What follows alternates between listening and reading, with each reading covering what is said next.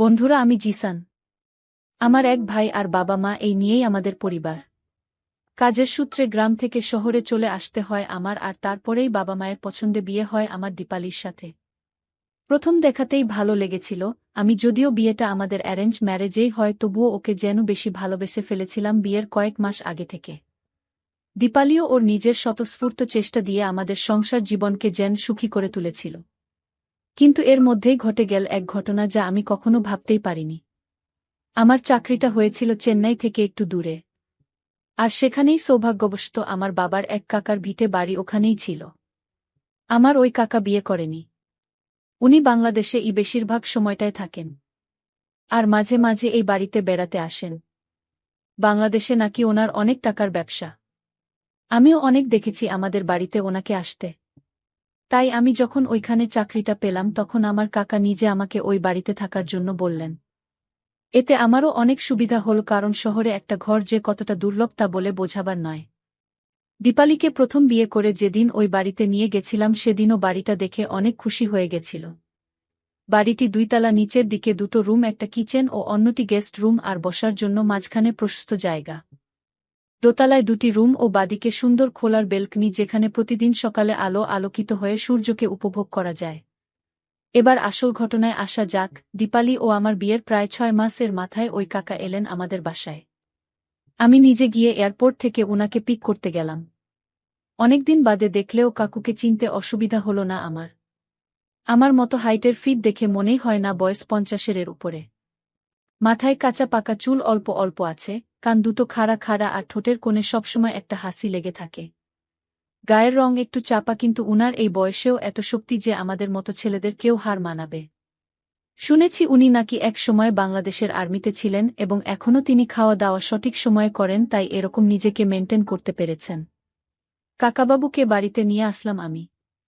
রাস্তায় নানান কথা বলতে বলতে কাকাবাবু আর আমি প্রায় বন্ধুর মতন হয়ে গেলাম। বাড়িতে এসে গ্যারেজে গাড়িটা রেখে বেল বাজাতেই দীপালি দরজা খুলে দিল। ঘরে ঢুকতেই দীপালির মুখটা দেখে উনি অবাক হয়ে গেলেন। এবার একটু দীপালির বর্ণনাটা দিই। নিজের বউ বলে বলছি না, এমন পরিষ্কার মেয়ে গ্রামে গঞ্জে ও যে থাকতে পারে সেটা দীপালিকে না দেখলে বোঝা উপায় নেই। হাইটে আমার থেকে ছোট হলেও ওর সৌন্দর্য যে কোনো ছেলেরই নজর কাটবে। ওকে নিয়ে বাজারে, শপিং মলে, সিনেমা হলে, এমনকি সমুদ্র সৈকতে ঘুরতে গেলে একটাই এই সমস্যা যে সবাই তাকিয়ে থাকত ওর দিকে। যাই হোক, আমার ওই কাকার দীপালিরকে দেখে থমকে যাওয়ার কারণটা আমি ওনার চোখ দেখেই বুঝতে পেরে গেছি। নিজেকে কোনো মতে সংযত রেখে আমি কাকুকে বললাম, এই যে তোমার বৌমা। দীপালি তখন কাকুর পায়ে প্রণাম দিল এবং হাসতে হাসতে বলল, কেমন আছেন কাকু, আসতে কোনো অসুবিধা হয়নি তো? কাকুর অবাক দৃষ্টি তখনও দীপালির উপর ছিল। কোনো মতে সামলে নিয়ে তিনি বললেন, ভালো আছি বৌমা, তোমাকে দেখে আমার মনটা খুশিতে ভরে গেল। যাক, ছেলেটা তাহলে দেখে শুনে বৌমা নিয়ে এসেছে। দীপালি এবার একটু লজ্জা পেয়ে হাসল। কাকু তখন বলল, বৌমাকে প্রথম দেখলাম কিছু দেব না বলতে বলতেই গলা থেকে মোটা একটা চেইন বের করে দীপালির হাতে দিয়ে বলল, এটা পরে নাও মা। তোমার জন্য কিছু আনতে পারিনি তো, এই কদিন থাকব তোমাদের বাড়ি, তখন তোমাকে কিছু বানিয়ে দেব। দীপালি ও আমি দুজনেই দেখলাম কাকুর দেওয়া চেইনটার দাম কিছু না হলেও লাখের নিচে নয়, আর আরও বানিয়ে দেবে। মেয়েরা উপহার পেলে কত খুশি হয় সেটা আর বলে বোঝানো দরকার হয় না, তেমনটাই হল দীপালির সাথেও। খুশিতে আমার বউ কাকুকে ধরে বলল, এটা তো আপনারই বাড়ি, আপনি যতদিন ইচ্ছা এখানে থাকবেন, আপনার সেবা করতে পেরে আমরা খুশি হব। কাকু এবার হাসতে হাসতে বলল, এই তো আমার বৌমার মনটা খুব বড়, আমি সত্যিই খুশি হয়েছি।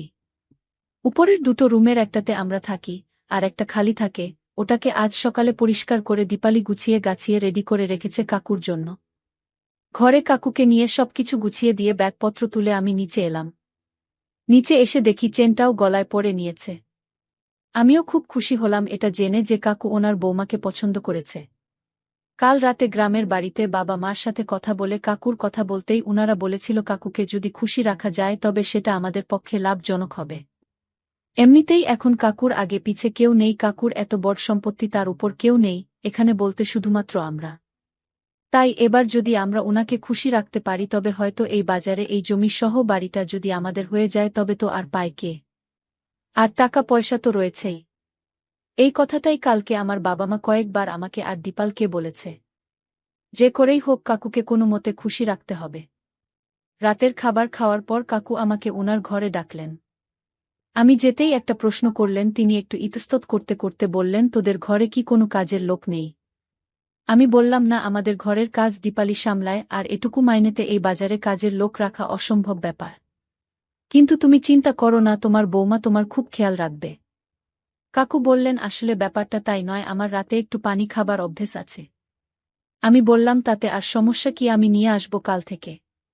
কাকু আবার একটু আমতা আমতা করে বলল, আসলে ব্যাপারটা তাই নয়।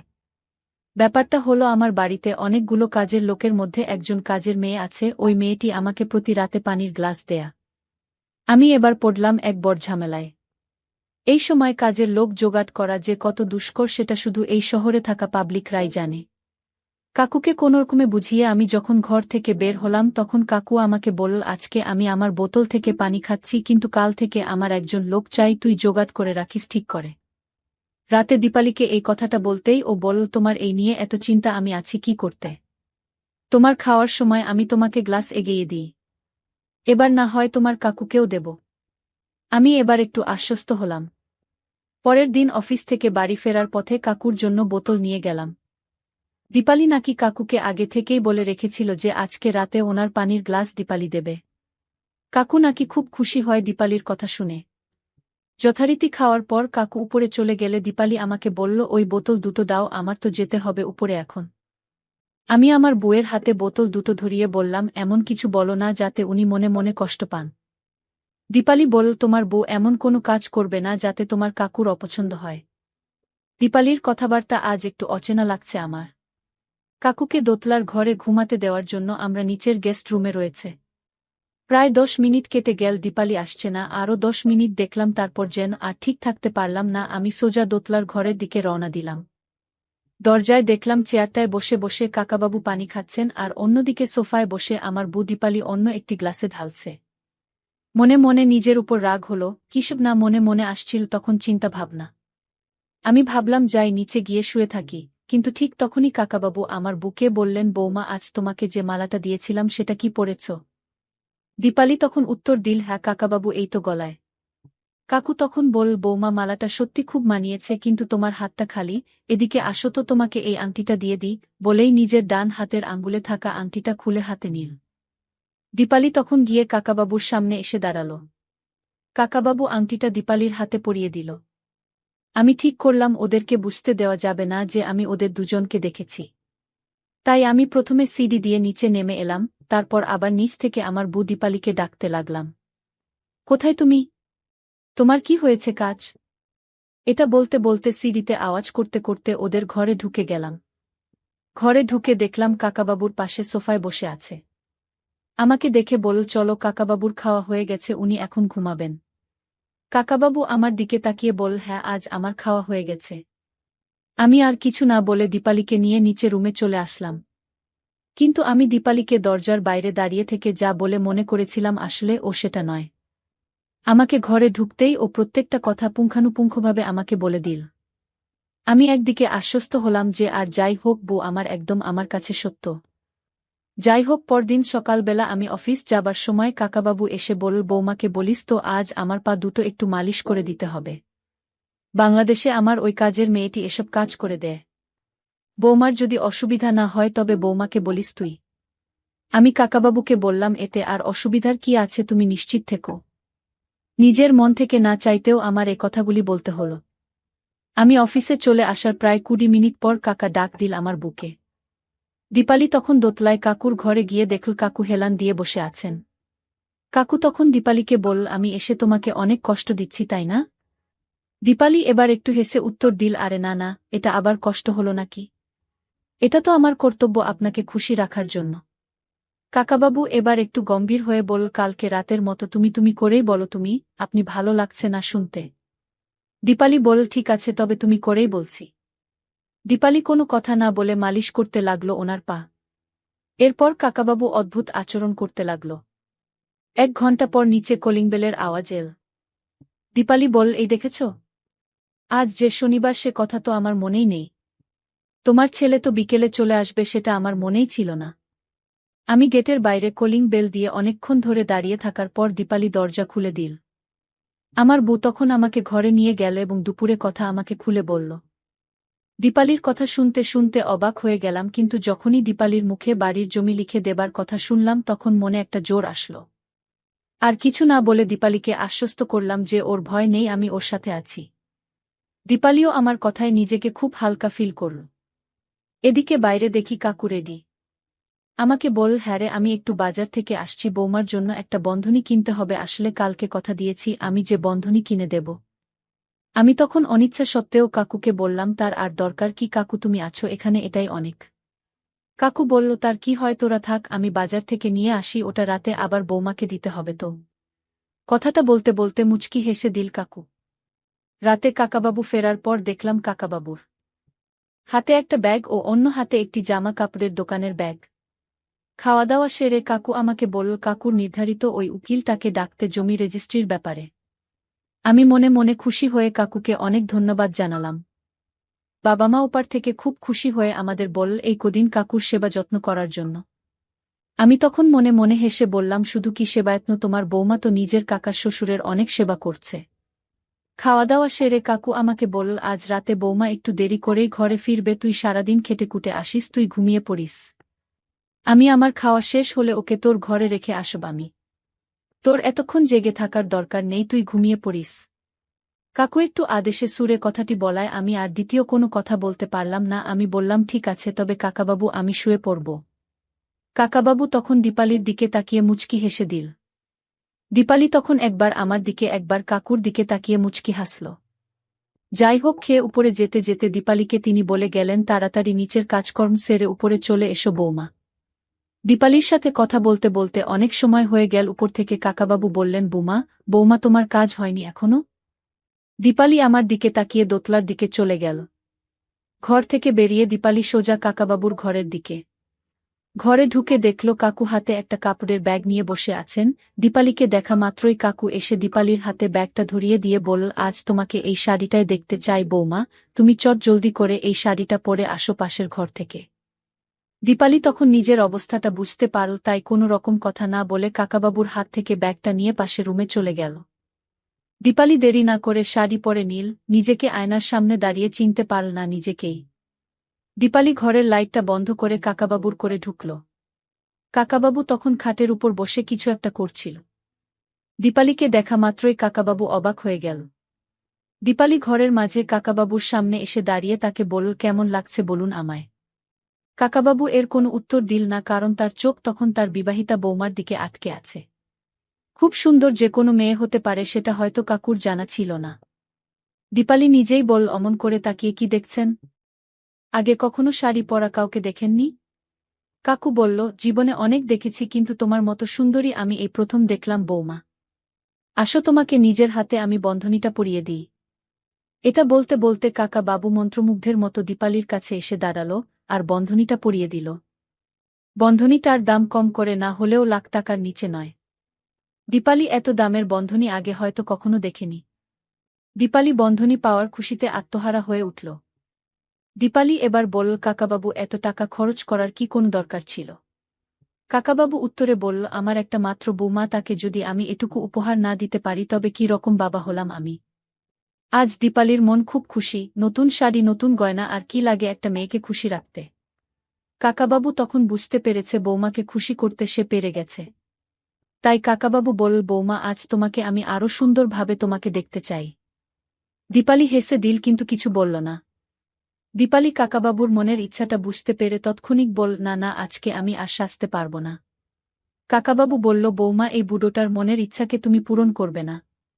এই তো আর কদিনই আছি তোমাদের এখানে, তারপর তো চলে যাব বাংলাদেশে, আবার কবে আসব আর আসতে পারব কিনা তাও কোনো ঠিক নেই। দীপালি কাকাবাবুকে বলল, ঠিক আছে। কাকাবাবু তখনই কাকাবাবুর চোখগুলো চকচক করে উঠল। কাকাবাবু আর দেরি করল না, অদ্ভুত আচরণ করতে লাগল।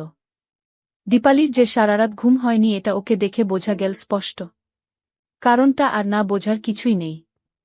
অবাক করার ব্যাপার এই যে দীপালি এসে আমার সামনে শান্তশিষ্ট হয়ে আছে।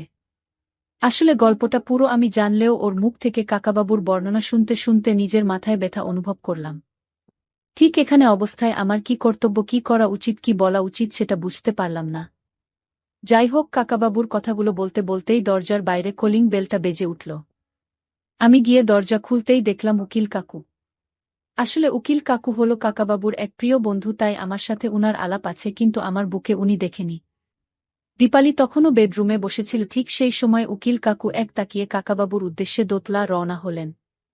আমি বুঝলাম কাকাবাবুর খুব যত্ন করেছে দীপালি, আজ তার বিশেষ উপহার পেতে চলেছে। সকালের ব্রেকফাস্টের পর আমরা চারজন, মানে আমি, দীপালি, কাকাবাবু ও উকিল কাকু সবাই বসে বসে একটু গল্প করছিলাম, কারণ আজ আমার অফিসও বন্ধ। উকিল কাকু বলল, আমাকে একদম টুকটুকে বৌমা এনেছিস রে তুই। আমরা সবাই কাকাবাবুর রসিকতায় হেসে উঠলাম।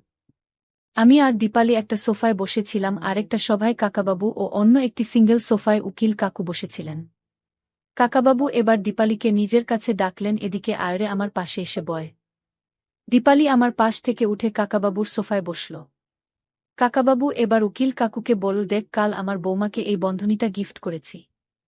ঠিক এই মুহূর্তেই দীপালি হঠাৎ করে উঠে দাঁড়িয়ে বলল, তোমরা সবাই বসো, আমি একটু কিচেন থেকে আসছি। কাকাবাবু আমায় বললেন, আরে তুই তো আজ বাজারে গিয়ে আমার কিছু জিনিস আনবি না? কয়েকটা জিনিস আনার বাকি আছে। আমার তখন মনে পড়ল, ঠিক কাল সকালে কাকাবাবু আমাকে কটা জিনিস আনার কথা বলেছিলেন। আমি বলেছিলাম কাল অফিস ছুটি বাজারে গিয়ে এনে দেব। তাই আমি দেরি না করে একটা ব্যাগ নিয়ে ও নিজের বাইকটা নিয়ে বেরিয়ে পড়লাম। আমি বাজারে উদ্দেশ্যে রওনা দিলাম।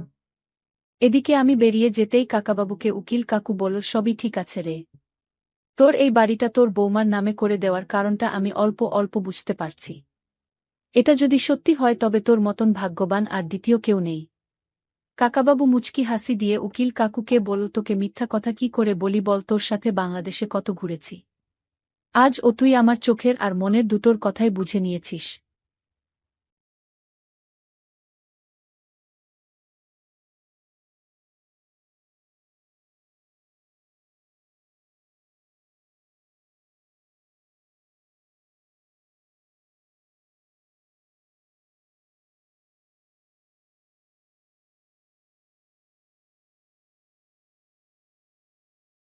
আমার বাবা একজন শান্ত ব্যক্তি ছিলেন, যিনি রফতানির ব্যবসা করতেন।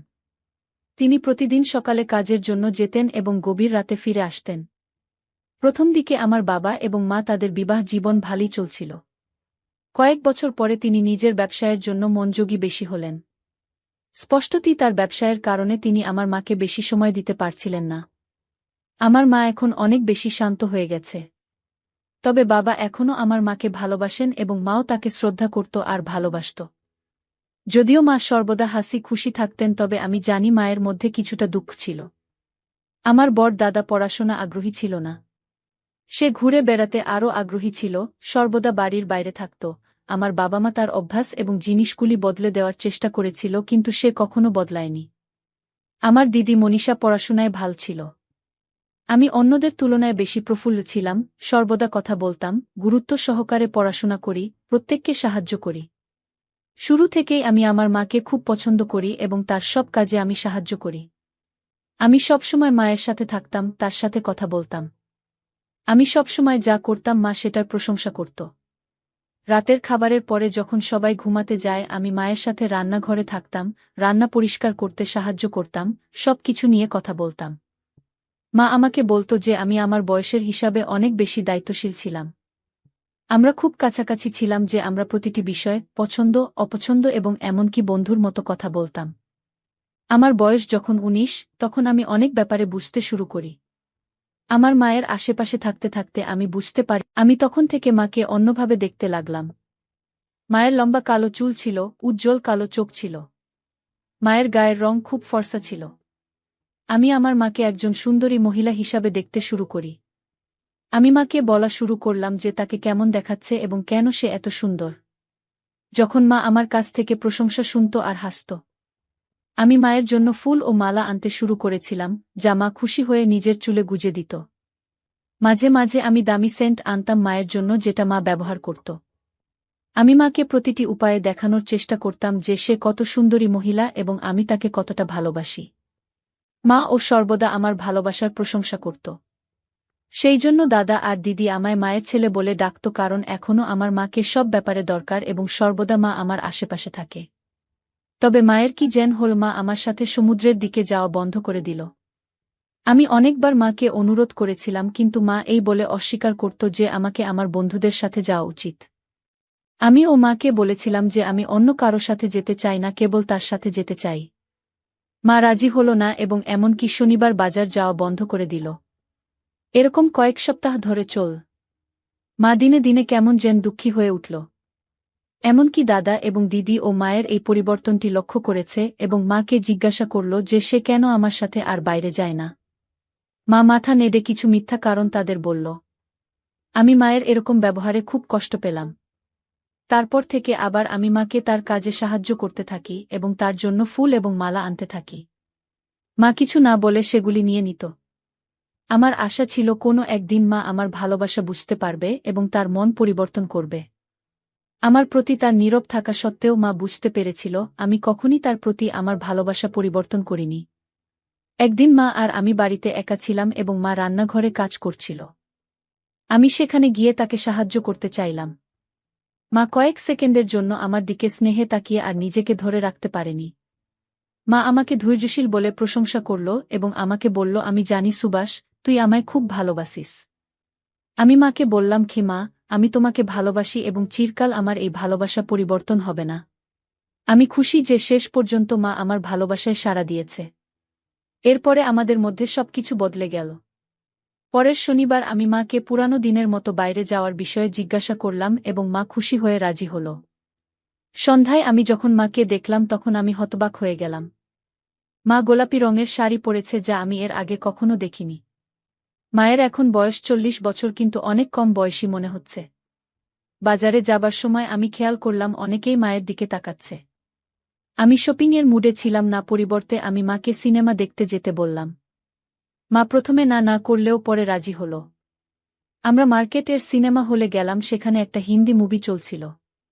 সিনেমার পরে আমরা একটা রেস্টুরেন্টে রাতের খাবার খেতে গেলাম। তারপরে যথারীতি রাতের খাবারের পরে আমরা সমুদ্রের ধারে গিয়ে আমাদের বসার জায়গায় দুজনে বসলাম। আজকের রাতটা একটি পূর্ণিমা রাত ছিল। আমি মায়ের দিকে তাকিয়ে বললাম, মা, তুমি এই শাড়িতে আজ রাতে খুব সুন্দরী লাগছে। মা আমার কথা শুনে চমকে উঠল। তুমি বলো, গত কয়েক বছর ধরে বাবা কি তোমায় প্রশংসা করেছে? মা বলল, যাই হোক না কেন, তবে তবুও আমি তোর বাবাকে ভালোবাসি। আমি বললাম, মা, তুমি কি তাকে সত্যই ভালোবাসো? আমি দেখছি যে বাবা তোমায় আগের মতো সময় দেন না। তুমি এত সুন্দর যে তোমাকে সুখী করতে যে কেউ চেষ্টা করবে। আমাকে একটি সুযোগ দাও মা, আমি তোমাকে খুশি করতে চাই। আমি মায়ের প্রশংসা করছিলাম দেখে মা খুব খুশি হল। আমি মনে করি আমাদের অনেক দেরি হয়ে গেছে, আমাদের এখন বাড়িতে যাওয়া উচিত। এই বলে মা উঠে দাঁড়াল। আমরা দুজনে একটা বাসে করে বাড়ি ফিরে এলাম। আমাদের বিল্ডিংয়ে পৌঁছে সিঁড়িতে উঠতে শুরু করলাম। আমি মাকে জিজ্ঞাসা করলাম, মা, এতদিন পরে আমার সাথে সন্ধ্যাটা কেমন কাটালে? মা আমাকে বলল, সিনেমাটা দুর্দান্ত ছিল এবং রাতের খাবারও বেশ ভাল ছিল। সত্যি বলতে অনেক দিন পরে আমি এত ভালো সময় কাটালাম, আমি খুব খুশি। আমি খুশিতে বললাম, মা, তুমি কি মনে করো আমি তোমাকে খুশি করতে পেরেছি? এই সময়ের মধ্যে আমরা আমাদের ফ্ল্যাটের দরজার সামনে ফ্লোরে পৌঁছেছি। আমরা আমাদের ফ্ল্যাটের বাইরে থামলাম এবং আস্তে আস্তে কথা বলতে থাকি। যখন আমরা সমুদ্রের কাছে ছিলাম তখন তুমি বলেছিলে যে পাবলিক প্লেস, এখন আমরা পাবলিক প্লেস এ নেই। মা বলল, সবাই বাড়ির ভেতরে আছে। আমি বললাম, তাহলে চলো ছাদের ঘরে যাই। মা চিন্তায় পড়ে গিয়ে জিজ্ঞাসা করল, সেখানে যে কেউ এসে যেতে পারে। এটা ঠিক হবে না। আমি মাকে কিছু বলার সুযোগ দিলাম না, মাকে নিয়ে ছাদের ঘরের দিকে উঠতে শুরু করি। আমরা আমাদের বিল্ডিংয়ের শেষ তলায় থাকি এবং আমরা ছাদের ঘরের দরজায় পৌঁছে গেলাম। যেহেতু এটা পূর্ণিমার রাত ছিল তাই দেয়ালে ভেন্টিলেটর থেকে চাঁদের আলো আসছে। আমি মাকে ভেন্টিলেটরের বিপরীতে দেয়ালের দিকে দাঁড় করিয়ে দিলাম যাতে চাঁদের আলো সরাসরি মায়ের দিকে পড়ে। আমি এবং মা সেখানে কয়েক সেকেন্ড দাঁড়িয়ে পরস্পরের চোখের দিকে তাকিয়ে রইলাম। 10 মিনিট পর আমি বুঝতে পারলাম যে মায়ের মেজাজ নষ্ট করা বুদ্ধিমানের কাজ নয়। তাই আমি বললাম, ঠিক আছে মা, চলো তাহলে নেমে যাই। তারপর দুজন সিঁড়ি দিয়ে নামতে শুরু করলাম। আমরা আমাদের ফ্ল্যাটের দরজায় পৌঁছে গেলাম। মা তার পার্স থেকে চাবি বের করে দরজা খুলল। আমরা ঘরে ঢুকলাম এবং আমি দরজাটি পিছনে বন্ধ করে দিলাম। ঘরটা অন্ধকার ছিল। মা বলল, তুই গিয়ে তাড়াতাড়ি ফ্রেশ হয়ে নে। আমি তোর বাবা ঘুমিয়ে আছে কি না দেখে আসছি। আমি আমার ঘরে এসে তাড়াতাড়ি বাথরুম এ ফ্রেশ হয়ে নিলাম। প্রায় 15 মিনিটের পরে আমার ঘরের দরজা খুলে মা ভিতরে এসে দরজাটি বন্ধ লক করে দিল। মা বলল, তোর বাবা যথারীতি ঘুমিয়ে পড়েছে। বেশ ভালো খবর মা। তার মানে তোমাকে খুব শীঘ্রই তোমার ঘরে ফিরে যেতে হবে না মা। আমি জানতাম আমরা ভাবার জায়গা থেকে অনেক দূরে চলে গেছি। মা আমার ঘর থেকে বের হওয়ার সাথে সাথে আমি আমার ঘরের আলো বন্ধ করে বিছানায় শুয়ে পড়লাম। পরদিন সকালে পরিবারের লোকজন আশেপাশে থাকাকালীন মা আমার দিকে তাকায়নি। আমি কলেজে যাওয়ার জন্য প্রস্তুত হয়ে যাচ্ছিলাম, তখন মা আমার ঘরে এলো। মা বলল, আমাদের কথা বলা দরকার। আমি জিজ্ঞাসা করলাম, কি মা, কি হয়েছে? তারপর মা আমাকে যা বলল তাতে খুব কষ্ট পেলাম। তারপরে পরিস্থিতি বদলে গেল। আমি তার মন পরিবর্তন করার জন্য সব চেষ্টা করেছিলাম, কিন্তু মায়ের কিছুতেও মন ছিল না। আমি মাকে কথা বলার জন্য সব রকম চিন্তা করতে লাগলাম। অবশেষে একটা পথ পেলাম। আমি তখন একটা মেয়ের কথা বলি, ওর নাম দীপালি, যে আমাদের বিল্ডিংয়ের একতলায় থাকত আর আমার দিদির বান্ধবী। দীপালি প্রতিদিন আমাদের বাড়িতে আসত। সে আমার চেয়ে বয়সে বড় ছিল এবং সুন্দরী ছিল। মা আসলে এই মেয়েটিকে কখনই পছন্দ করে না, তবে কখনো দীপালি বা আমার দিদিকে কিছুই বলেনি। আমি দীপালির সাথে বেশি করে গল্প করতে শুরু করলাম। আমরা আমার ঘরে বসে গল্প করতাম এবং হাসতাম, আবার কখনো কখনো একসাথে বাইরে ঘুরতে যেতাম। আমি লক্ষ্য করলাম যে মায়ের ব্যবহার আমার প্রতি পরিবর্তন হতে শুরু করেছে। আমি যখনই দীপালির সাথে থাকতাম তখন মা আমাদের আশেপাশে থেকে সেটা দেখত, এবং আমি যখন মায়ের দিকে তাকাতাম তখন আমি মায়ের চোখে রাগ দেখতে পেতাম। আমি খুশি হলাম। একদিন যখন দীপালি আমাদের বাড়ি থেকে চলে গেল, তখন মা বলল, আমার মনে হয় তোর দীপালির সাথে বেশি ঘোরাফেরা করা উচিত নয়। আমি হতবাক হলেও স্বস্তি পেয়েছিলাম যে অবশেষে মা আমাদের বাধাটা ভেঙেছিল। আমি ইচ্ছে করেই অবাক হয়ে মাকে জিজ্ঞাসা করলাম, কেন মা? দীপালি তো সুন্দরী এবং ভালো মেয়ে। না, তুই বুঝতে পারছিস না। সে যেভাবে কথা বলছে তোর সাথে, সেটা আমি পছন্দ করি না। মা রাগের স্বরে বলল। আমি মায়ের কাছে গিয়ে শান্ত স্বরে বললাম, কি তোমার কি রাগ হচ্ছে মা? আমি বললাম, আমার মনে হয় তোমার খারাপ লাগছে, না হলে তুমি রাগ করতে না। আমি এই বলে মায়ের উত্তর দেওয়ার আগেই ঘর থেকে বাইরে চলে গেলাম। একদিন যখন আমরা একা ছিলাম, মা জিজ্ঞাসা করল, তুই কি আমাকে পুরানো দিনের মতো এই উইকেন্ড কোনো সিনেমা দেখতে নিয়ে যাবি? মা, তুমি কি সত্যিই আমার সাথে যেতে চাও? আমি জিজ্ঞাসা করলাম। হ্যাঁ, অবশ্যই আমি যেতে চাই। মা হেসে বলল। আমি অপেক্ষা করছিলাম এই উইকেন্ডের জন্য। অবশেষে শনিবার এলো, যেদিন মা আর আমি আবার একসাথে সিনেমা দেখতে যাব। আমি খুব চিন্তা করেই মুভি দেখার জন্য সিনেমা হলে পৌঁছালাম।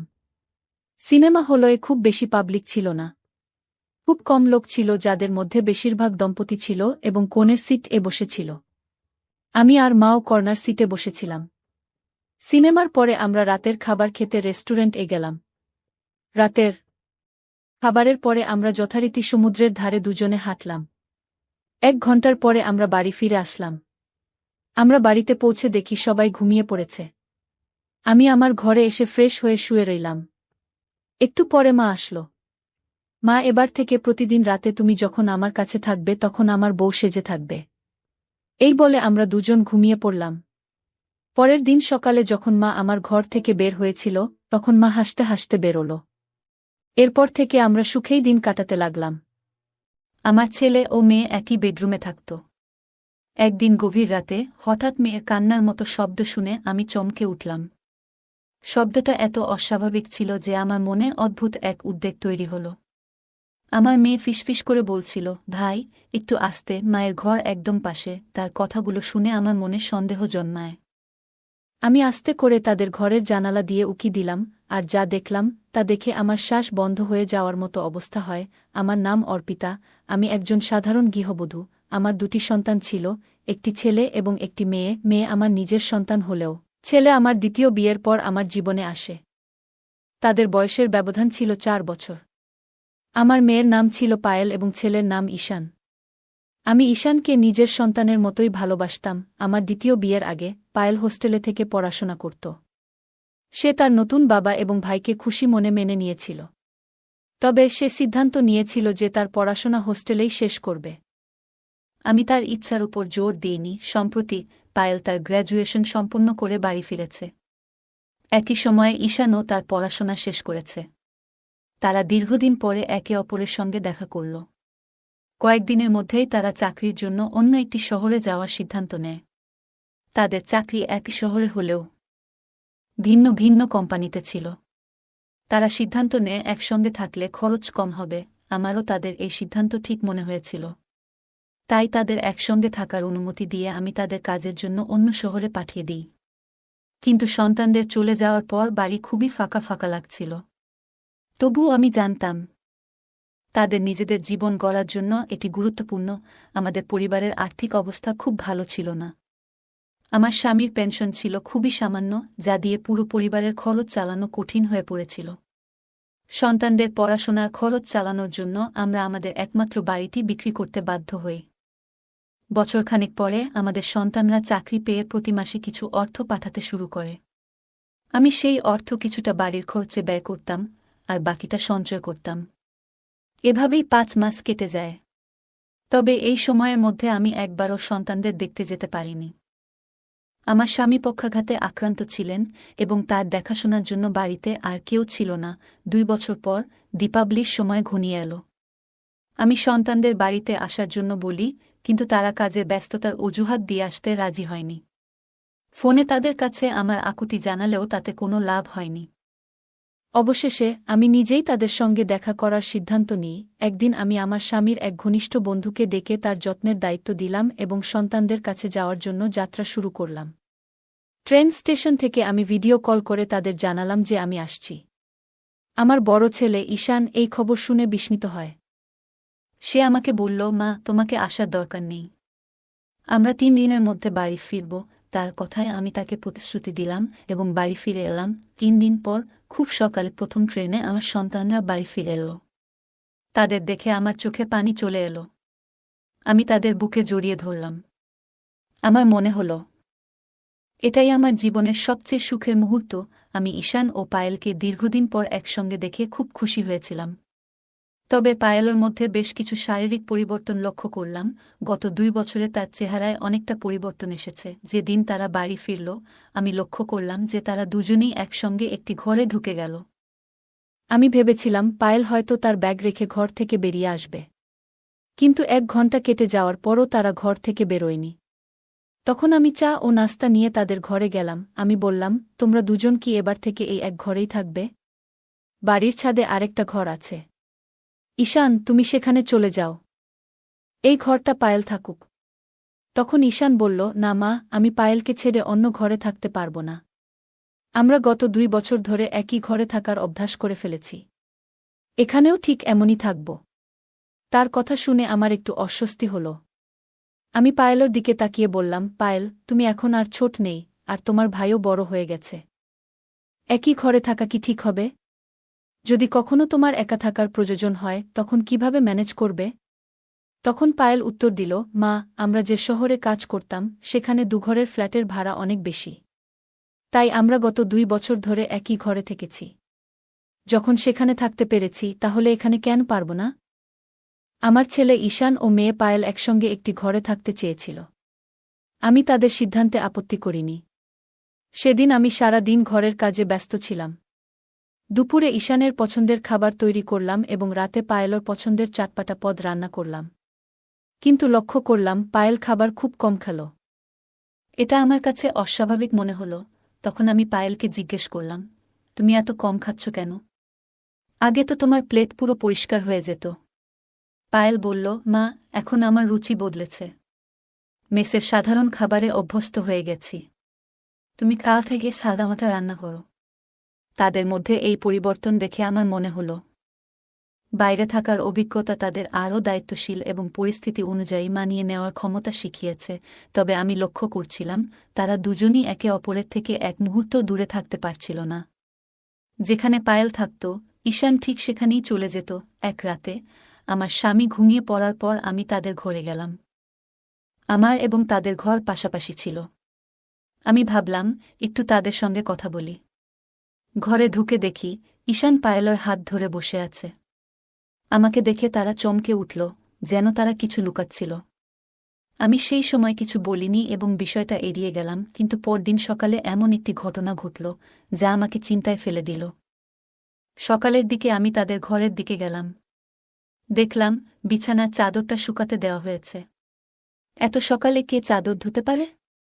কৌতূহলী হয়ে আমি পায়েলকে জিজ্ঞাসা না করেই ঘরের দিকে এগোলাম। দেখি ঘরের দরজা বন্ধ। ঠিক তখনই পেছন থেকে ঈশানের ডাক শুনলাম, মা, নাশতায় কি বানিয়েছ? দরজার বাইরে এসে ঈশান আমাকে প্রশ্ন করল। আমি তাকে জিজ্ঞাসা করলাম, তোমাদের ঘরের চাদর এত সকালে কে ধুয়েছে? কেন ধুয়েছে? আমার প্রশ্ন শুনে ঈশান একটু অস্বস্তিতে পড়ল।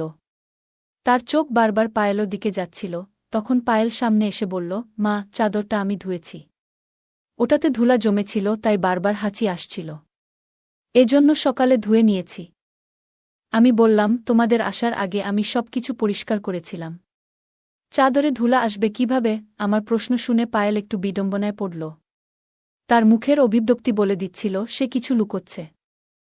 তখন ঈশান বলল, মা, আমার খুব খিদে পেয়েছে। তুমি কি চাদর নিয়ে কথা বলছ? আর আমি খেতে পাচ্ছি না। তুমি কি খাবার দেবে নাকি আমাকে বাইরে গিয়ে খেতে হবে? এ কথা শুনে আমি আলোচনা বন্ধ করে রান্নাঘরে নাশতা বানাতে চলে গেলাম। পরে কাজের ব্যস্ততায় বিষয়টি ভুলে গেলাম। কিছুদিন ধরে লক্ষ্য করছিলাম আমার দুই সন্তানের আচরণে বেশ পরিবর্তন এসেছে। পায়েল, যে আগে আমার সঙ্গে অনেক গল্প করত, এখন বেশিরভাগ সময় নিজের ঘরেই থাকে। সে আমার সামনে বেশিক্ষণ থাকতে চায় না। সেদিন সন্ধ্যায় খাবার খাওয়ার সময় পায়েলর হঠাৎ শরীর খারাপ হয়ে গেল। খাওয়া শুরু করতেই সে থালার দিকে তাকিয়ে রইল এবং কিছুক্ষণের মধ্যেই বমি ভাব শুরু হল। দ্রুত বাথরুমের দিকে ছুটল, আর ঈশানও তার পেছনে গেল। আমি হতবাক হয়ে গেলাম।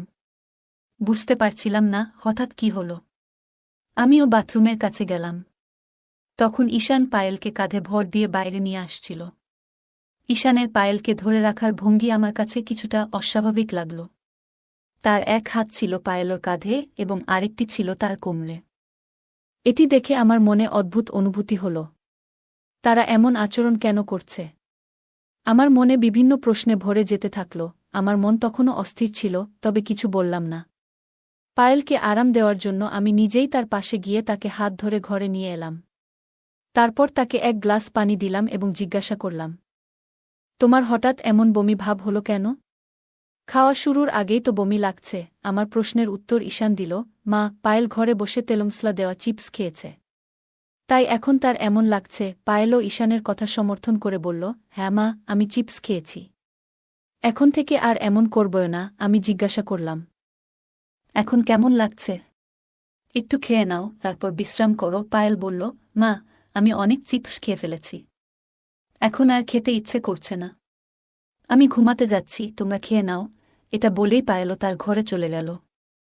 তার না খেয়ে ঘুমাতে যাওয়াটা আমাকে বেশ অস্বস্তিতে ফেলল।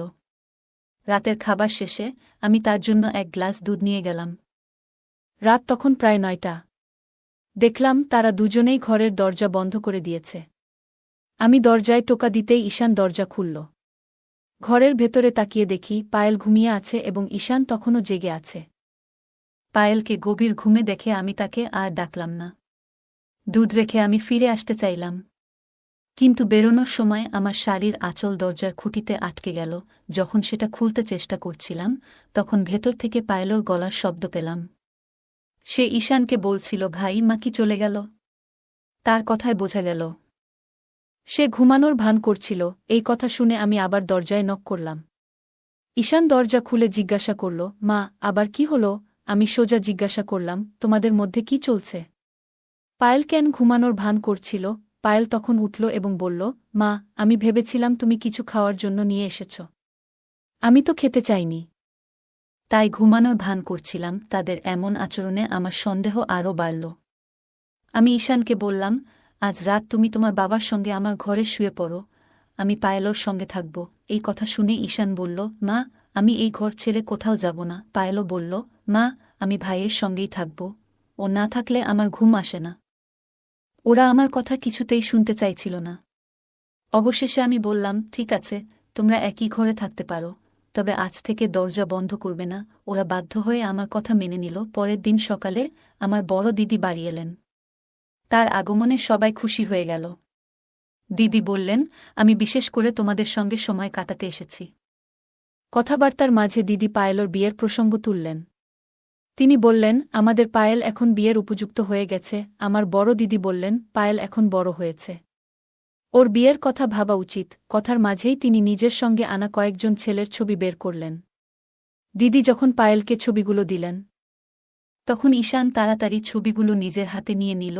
ঈশান বলল, মাসি, এই ছেলেগুলো পায়েলের জন্য একদম ঠিক নয়। ওর জন্য এমন একজন হতে হবে যিনি আমার মতো স্মার্ট এবং সুন্দর। আপনি কেমন করে এমন বয়স্ক ছেলেগুলোর ছবি আনলেন? আমার দিদি ছিলেন কঠোর স্বভাবের এবং মজা একদম পছন্দ করতেন না। তখন ঈশান মজা করছিল না নাকি সিরিয়াস ছিল সেটা বোঝা কঠিন ছিল। কিন্তু তার কথা শুনে দিদি রেগে গেলেন। তিনি বললেন, তোমার বোঝার দরকার নেই। এই ছেলেরা মাত্র 5 বছরের বড়। স্বামী স্ত্রীর বয়সের এতটুকু পার্থক্য তো থাকতেই পারে। ঈশান জবাব দিল, 5 বছরের নয়, স্বামী স্ত্রীর বয়সের পার্থক্য 3 বছরের বেশি হওয়া উচিত নয়। আমি নিজেই এমন একজন খুঁজে দেব যে পায়েলের জন্য একদম উপযুক্ত হবে। ঈশানের এই কথাগুলো আমার কাছেও অদ্ভুত লাগল। সেখানে পায়েলের বিয়ের কথা হচ্ছিল, আর সে নিজেকে পাত্রের সঙ্গে তুলনা করছিল। তাই আমি তাকে কিছু না বলে বললাম, তুমি এখন তোমার ঘরে যাও। ঈশান রুমে চলে যেতেই পায়েলও তার পেছনে চলে গেল। যখন ওরা দুজন রুমে চলে গেল, তখন আমার বড় দিদি, আমার বোন আমাকে বলল, অর্পিতা, এই কথাটি আমি তোমাকে 20 বছর আগেও বলেছিলাম, যখন তুমি বিয়ে করতে চলেছিলে। তোমার স্বামীর সঙ্গে আমার কোনো সমস্যা ছিল না। কিন্তু তার সৎ ছেলেকে গ্রহণ করা আমার কখনোই ঠিক মনে হয়নি। তুমি যদি 2 মেয়ের বাবা এমন একজনের সঙ্গে বিয়ে করতে, তবে সেটাও ঠিক থাকত। কিন্তু তুমি সৎ ছেলেকেও গ্রহণ করলে, যা আমার কাছে কখনোই গ্রহণযোগ্য ছিল না। এখন যেভাবে বাড়ির পরিস্থিতি দেখছি সেটাও ঠিক মনে হচ্ছে না। তার আচরণে কিছু একটা সমস্যা রয়েছে। আমি আমার বড় বোনকে বললাম, দিদি, তুমি এসব কি বলছো? দিদি বলল, আমি জানি আমার কথা তোমার খারাপ লাগবে, কিন্তু আমি সবসময় সত্য বলি।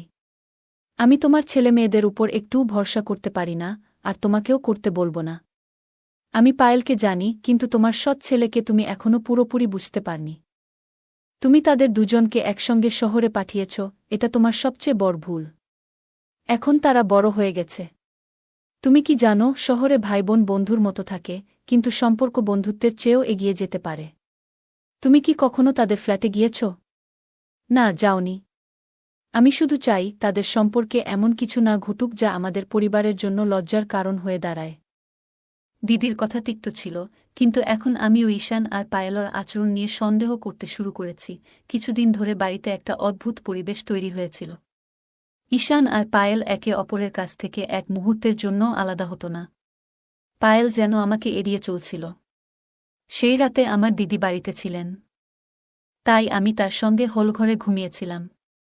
দিদির কথাগুলো সারা রাত আমার মনের শান্তি কেড়ে নিয়েছিল। রাত প্রায় 2টা নাগাদ যখন আমার ঘুম ভাঙল এবং আমি পাশ ফিরলাম, তখন লক্ষ্য করলাম বাচ্চাদের ঘরের লাইট এখনো জ্বলছে। বিষয়টি দেখে আমি কৌতূহলী হয়ে তাদের ঘরের দিকে এগিয়ে গেলাম। ঘরের বাইরে পৌঁছানোর পর আমি পায়েলর গলা শুনতে পেলাম। সে বলছিল, দাদা, তাড়াতাড়ি লাইট বন্ধ করো। মা যদি আমাদের ঘরের দিকে তাকায়, তাহলে সবকিছু ফাঁস হয়ে যাবে। এই কথা শুনে আমি দরজার ফাঁক দিয়ে উকি দিলাম। দেখলাম ঈশান পায়েলর কাঁধে হাত রেখে তাকে বিছানার দিকে নিয়ে যাচ্ছে।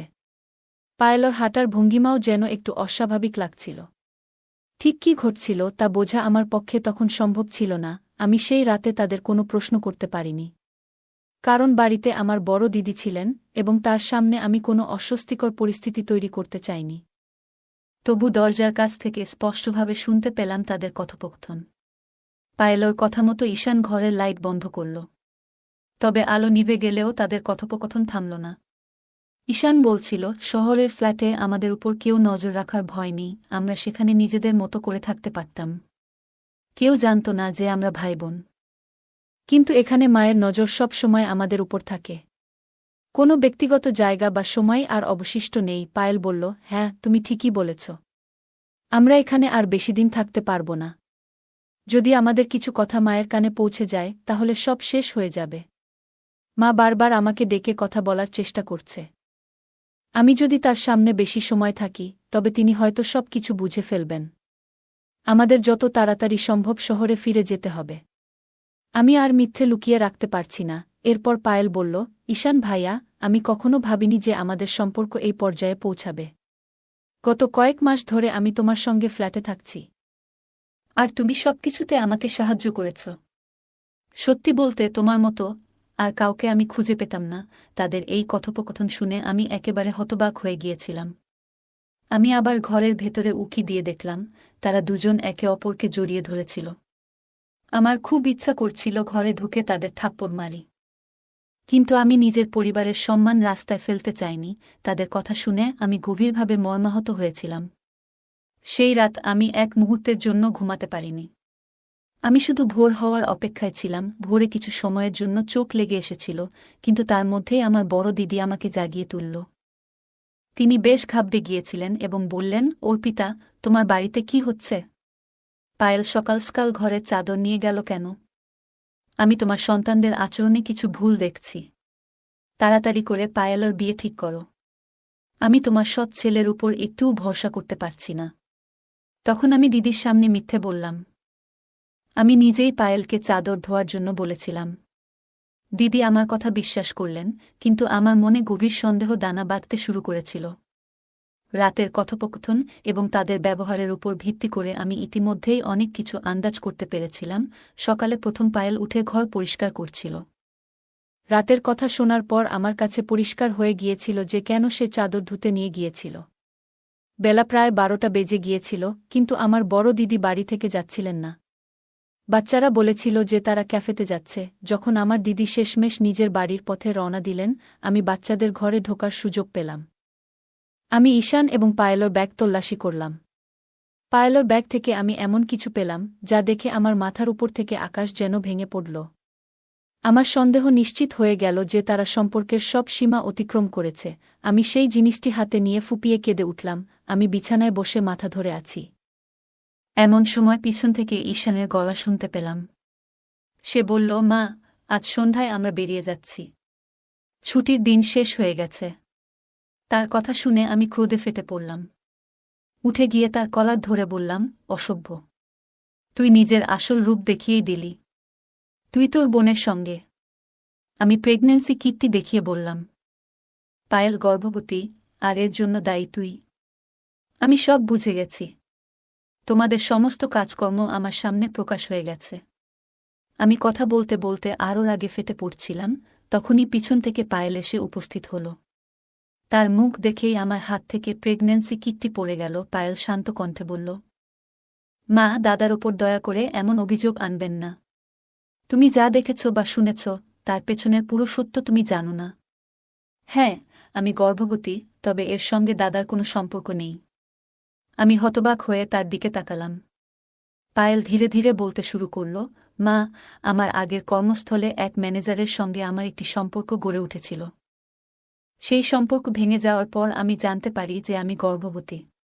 যখন তাকে জানাই তখনই জানতে পারি যে সে বিবাহিত। তার কথা শুনে আমার দুনিয়া যেন ভেঙে পড়ে। মানসিক যন্ত্রণায় আমি এক সময় আত্মহত্যার চেষ্টা করি, কিন্তু দাদা আমাকে সময়মতো উদ্ধার করে। তারপর পায়েল গভীর শ্বাস নিয়ে বলল, দাদা আমার সবচেয়ে বড় ভরসা। সে আমার পরিস্থিতি বোঝে এবং আমাকে মানসিকভাবে শক্তি যোগায়। যখন আমি গর্ভপাত করার সিদ্ধান্ত নিই, তখন ডাক্তার জানান এটি করলে ভবিষ্যতে মা হওয়ার সম্ভাবনা আর থাকবে না। সেই সময় দাদা আমাকে আশ্বস্ত করে বলেছিল, মা হওয়া একটি নারীর জীবনের গুরুত্বপূর্ণ অধ্যায়। আমি তোমার জন্য এমন একজনকে খুঁজে বের করব যে তোমাকেও গ্রহণ করবে এবং তোমার সন্তানকেও ভালোবাসবে। এমন কেউ না থাকলে আমি নিজেই তোমার সন্তানের দায়িত্ব নেব। পায়েলের এই কথাগুলো শোনার পর আমি স্তব্ধ হয়ে গেলাম। আমার ভুল বোঝাবুঝি এবং সন্দেহ আমাকে কোথায় নিয়ে গিয়েছিল তা ভাবতে গিয়ে আমি নিজেই লজ্জিত হলাম। এরপর থেকে পায়েলের প্রতি আমার আচরণে পরিবর্তন এল। আমি তার যত্ন নেওয়া শুরু করলাম এবং তার জন্য সবসময় পাশে থাকার প্রতিশ্রুতি দিলাম। মা, আজ সকালে মাসি তোমাকে চাদর নিয়ে যা বলেছে সেটাও আমি শুনেছি। প্রেগন্যান্সির কারণে মাঝে মধ্যে রাতের বেলা আমার বমি হয়। এতে বিছানার চাদর নোংরা হয়ে যায়। তাই আমি সেটি সকালে ধুতে নিয়ে যাই। মা, প্রেগন্যান্সির কারণে রাতে আমার শরীর খারাপ হয়। অনেক সময় বিছানার চাদর নোংরা হয়ে যায়। সকালে আমি নিজেই সেটা ধুয়ে ফেলি যাতে তোমার কিছু বুঝতে না হয়। আর দাদা? দাদা শুধু আমার ভাই নয়, তার থেকেও অনেক বেশি। তিনি আমার জন্য বাবা মা আর ভাইয়ের মতো সবকিছুই করেছেন। মা, দয়া করে তার উপর এমন কোনো অভিযোগ আনবেন না যা তিনি কখনোই করেননি। পায়েলর মুখ থেকে এই কথাগুলো শুনে আমার নিজের চিন্তাভাবনা নিয়ে খুবই লজ্জা হল। আমি এতদিন ঈশানকে সৎ সন্তান বলে মনে করেছি, কিন্তু সে তার বোনের প্রতি সৎ ভাইয়ের চেয়েও বেশি ভালোবাসা এবং সম্মান দেখিয়েছে। সে এমন এক পরিস্থিতি খুবই বিচক্ষণতার সঙ্গে সামলেছে, যেখানে না আমার কিছু জানতে হয়েছে, না কোনো সমস্যা সৃষ্টি হয়েছে। আমি ঈশানের কাছে ক্ষমা চাইলাম এবং পায়েলর ভুলের জন্য তাকেও মাফ করে দিলাম। এরপর থেকে আমি নিজে পায়েলর যত্ন নিতে শুরু করলাম। ঈশান তার দেওয়া প্রতিশ্রুতি রেখেছে।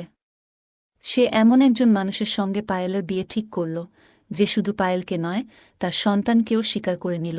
এইভাবে ঈশান শুধু একজন ভাইয়ের দায়িত্ব পালন করেনি, বরং পরিবারের প্রধান হিসেবেও তার কর্তব্য সম্পূর্ণ করেছে।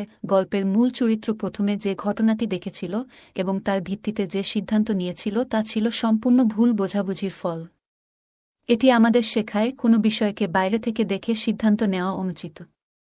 কখনো কখনো পরিস্থিতি যা মনে হয় তা আসলে সেভাবে ঘটে না। সন্দেহের ভিত্তিতে কাজ করার আগে পুরো সত্য জানা প্রয়োজন। সন্দেহ সম্পর্ক এবং পারিবারিক বন্ধনকে ধ্বংস করতে পারে। তাই ধৈর্য এবং যুক্তির মাধ্যমে পরিস্থিতি বোঝা উচিত। ঈশানের চরিত্রটি দেখায় যে পরিবারের দায়িত্ববোধ এবং আত্মত্যাগ কেমন হওয়া উচিত। সে তার বোনকে সমর্থন করেছে, তার সমস্যাগুলো বোঝার চেষ্টা করেছে এবং সর্বোপরি একটি সমাধান খুঁজে বের করেছে। গল্পে পায়েলের মা প্রথমে ঈশানের প্রতি ভুল ধারণা পোষণ করেছিলেন, কিন্তু সত্য জানার পর তিনি নিজের ভুল বুঝতে পেরে তা মেনে নেন এবং ঈশানের কাছে ক্ষমা চান। এটি শিক্ষা দেয় যে ভুল স্বীকার করা একটি শক্তিশালী গুণ। ঈশান পায়েলকে মানসিক সহায়তা প্রদান করে তার জীবনে গুরুত্বপূর্ণ ভূমিকা পালন করেছে। এটি দেখায় বিপদের সময় একজন সঠিক মানুষ পাশে থাকলে পরিস্থিতি অনেক সহজ হয়ে যায়। বন্ধুরা, এই ছিল আজকের গল্প। বন্ধুরা, যদি এই গল্পটি ভালো লেগে থাকে তাহলে দয়া করে ভিডিওটি লাইক করুন এবং আমাদের চ্যানেলটি সাবস্ক্রাইব করুন। পাশে থাকা বেল আইকনটি প্রেস করুন, যাতে করে আমরা যখনই নতুন ভিডিও আপলোড করি তার নোটিফিকেশন সবার আগে আপনার কাছে পৌঁছে যায়। ধন্যবাদ। দেখা হবে আমাদের পরবর্তী ভিডিওতে।